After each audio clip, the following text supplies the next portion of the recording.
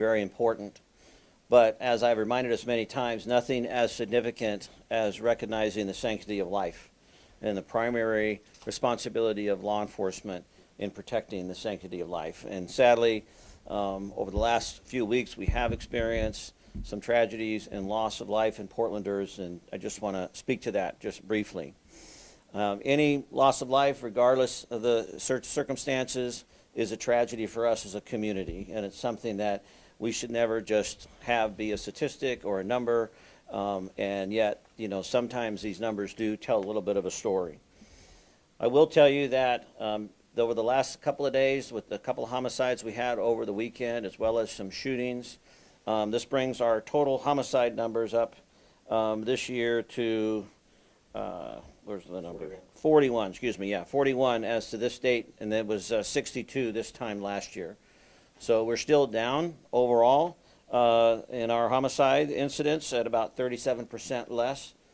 But once again, those numbers are not reflected of the permanency in the loss that those family members and community are experiencing. We also had 34 fatal crashes to this point. And last year, this time, we had 54. So that's a 37% decrease from last year. Once again, that loss of life is a tragedy. On the fatal crashes piece, let's remind ourselves that it's getting darker earlier. We're dealing with inclement weather now, things that impede everybody's visibility, both pedestrians, bicyclists, and drivers. The transportation system is designed to work effectively and safely when we all mind the rules. So this is something that is almost 100% preventable, and we would ask that all of us continue to strive for that Vision Zero effort around fatal crashes.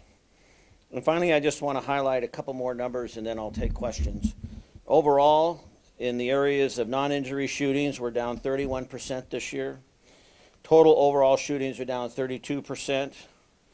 Homicides by firearms are down 42%. A lot of this good work is not only a testament to the efforts of the Portland Police Bureau, but also our community partners.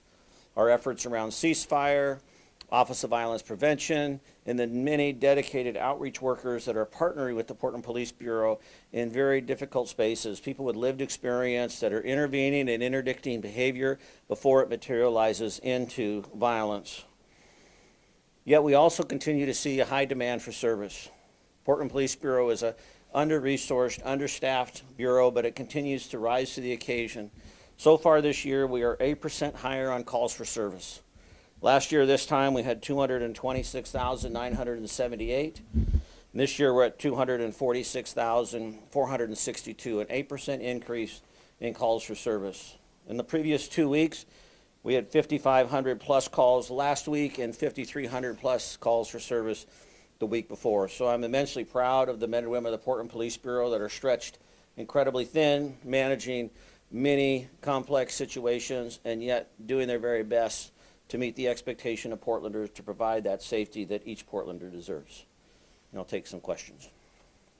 So we know, my story today is about the 4 shootings that took place over the weekend. Have you guys made any arrests in any of those cases thus far? No, we have not made any arrests at this time. Mike, right? Yeah. Right. No, we have not. Maybe a message to community members. I was out speaking to some neighbors in Northeast Portland today who were scared. It's the second time they've had a shooting outside of their house in the last 5 years. Yeah. Maybe a message to people who... Yeah, first of all, I just want to recognize the impact that these events have on our community. So it's not just the individuals and those closest to the individuals, but it increases exponentially. And the first responders who have to be on scene, to the neighbors who have to experience this, to the extended even messaging citywide. One of our primary goals in the Police Bureau is to reduce crime and the fear of crime. And although the numbers indicate we are reducing crime, we continue to recognize the legitimacy of the fear of crime. And that's what many people in these neighborhoods, rightfully so, experience. They should know a couple of things. One, we are 100% committed to reaching justice and an investigation, a thorough investigation that hopefully leads to an arrest. Our arrest numbers around homicide this year are at an all-time high. I don't have those right in front of you. Mike can get you them, but we have made a number of arrests, cleared a number of cases, and the detective division, takes each one of these very seriously.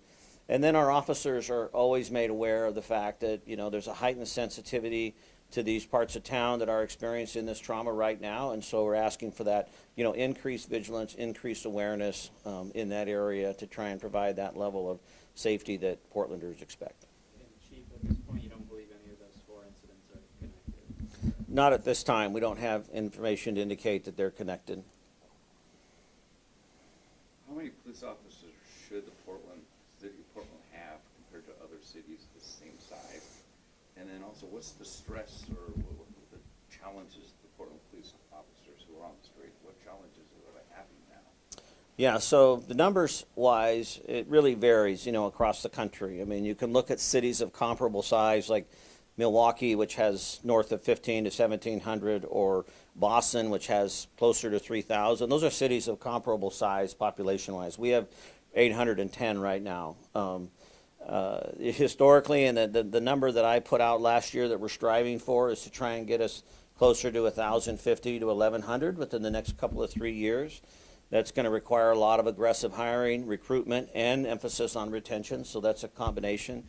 But we are woefully behind all major cities in the staffing equation, and this comes from years of systematic cutting of the police bureau and a hindrance and a lack of investment. But I'm encouraged to see the mayor continue to make public safety one of his #1 priorities. And not just in the area of policing, but he's doing so in the area of shelters. He's doing it in the area of investing in outreach workers. But he also recognizes the importance of a strong public safety system for all of Portlanders. And so that increased amount of investment and attention is absolutely making a difference. Regarding the stress and strain on our officers, it is real. We have a robust wellness program where we encourage officers and provide assistance to any bureau member that may be struggling under these expectations in these times, as they are working a lot of hours, putting in extra duty, extra responsibilities to try and meet the demand.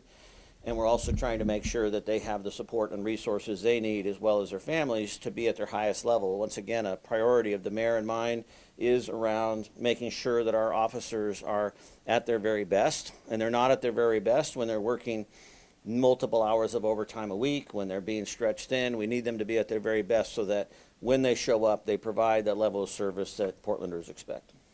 Has PPB been able to gather any video evidence of any of these 4 incidents, and are they still looking for video evidence right now?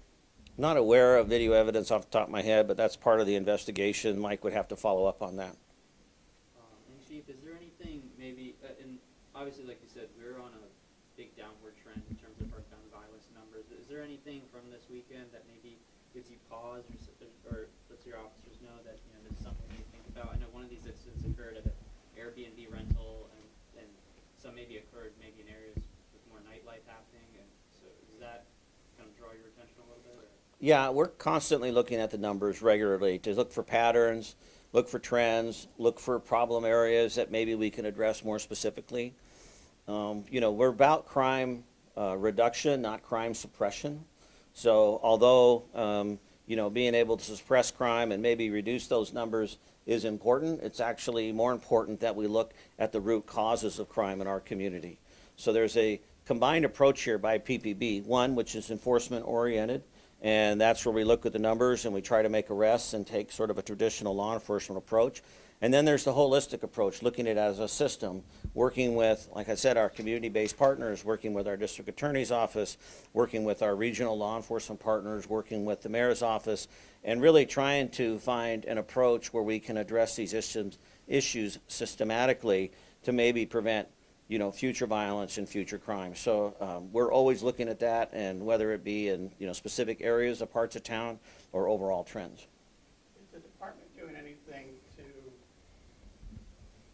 with the SNAP benefits being cut and everything? There's a lot of people that I've talked to that have somewhat of a fear that crimes are a lot more stealing and robbing and things of that nature are going to start happening because of this thing. Are you guys doing anything to counteract that? Well, crime trends are fascinating, and Councilor Novick has touched on this a few times, and we're in agreement. They're pretty difficult to predict. If you look through our nation's history at times of both high crime, high reported crime, and low, it's really not so much tied to, economic indicators and others. It's a lot broader than that. Couple of things that, we're certainly concerned and sensitive to the fact that we do know many Portlanders, many Oregonians will be experiencing that loss and the pressure that puts them under. We're hoping that they'll take advantage of the many robust efforts that are being made. We see, restaurants stepping up. We see generosity of Portlanders. The Portland Police Bureau is a proud partner with the Sunshine Division. This is a food distribution program that the Police Bureau has had for over 100 years, 102 years. I was down at their new facility down on the Northwest Waterfront. They did a groundbreaking today. They're not in that building yet. They're still out off of Stark in a couple of locations. But the Portland Police Sunshine Division, which there's a link to on our website, you can find information out about. You can go there, receive food benefits, a great box of food and so forth. And they also have clothing and other programs, and they will be doing a large outreach both here in November related to the holidays and then again in December. So PPB officers have access to that service as well. So if a PPB officer is on scene and recognizes the food shortage, they have an opportunity to go back to the precinct to get a box and deliver that on behalf of the city and the police bureau and the generosity of Portlanders. Anything else? Great. Thank you. Fantastic. Thanks so you all. much. Thank you very much, Yeah, you appreciate bet. that. And to answer your question, there's, I think, I can't speak to every shooting from the weekend, but we do have some surveillance, but we're always looking Always for looking for like cell phone video